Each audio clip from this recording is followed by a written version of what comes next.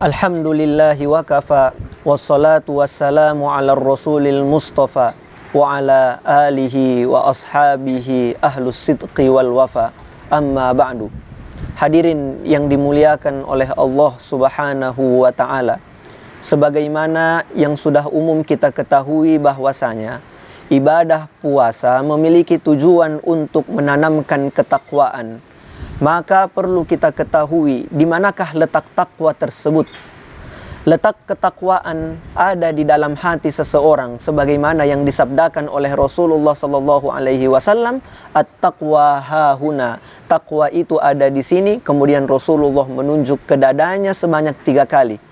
Hadirin yang dimuliakan oleh Allah subhanahu wa ta'ala, yang menjadi pertanyaan, kenapa kemudian ibadah puasa yang kita lakukan terasa kering, terasa seperti ibadah yang tidak ada manfaatnya, hanya sekedar lapar, kemudian haus, kemudian setelah itu menunggu waktu berbuka, namun tidak meninggalkan sedikit pun makna ketakwaan.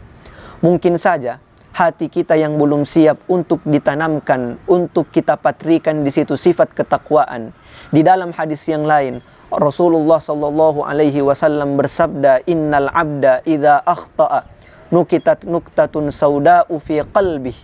Sesungguhnya seorang hamba apabila dia berbuat dosa, maka diberikan titik hitam pada hatinya, 1 titik hitam. Fa idza huwa naza'a wa taba wastaghfara suqila qalbuh. Apabila dia berhenti dari melakukan perbuatan dosa tersebut, bertaubat kepada Allah subhanahu wa ta'ala dan beristighfar, maka titik hitam tersebut akan diangkat dari tubuhnya. Wa idza 'ada zada fiha. Namun apabila dia kembali melakukan perbuatan dosa yang sama, bahkan menambahkannya dengan dosa yang baru, maka titik hitam tersebut pun akan ditambahkan ke dalam hati tersebut, hatta ta'luwa qalbah, sampai titik hitam itu mendominasi hati seorang hamba.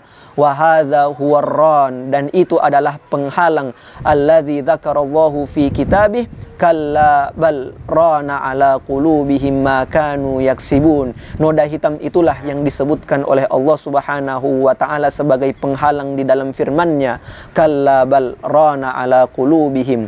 Sekali-kali tidak, sungguh apa yang mereka lakukan adalah hasil dari penghalang yang menutupi hati mereka. Hadirin yang dimuliakan oleh Allah subhanahu wa ta'ala, bisa jadi hati kita belum siap dalam menerima ketakwaan tersebut, karena ada titik hitam yang menghalangi masuknya ketakwaan, yang menghalangi kita untuk benar-benar merasakan kenikmatan dari sebuah ibadah, menghalangi kita untuk merasakan apa hikmah, apa makna dari berpuasa itu sendiri. Para ulama mengatakan maksiat hati, yaitu jalur-jalur atau pintu-pintu yang dapat memasukkan titik hitam ke hati, ada 7 pintu. Kalau 7-nya ini kita kemudian tutup, maka insya Allah selama bulan Ramadan ketakwaan akan benar-benar terpatri di dalam tubuh kita.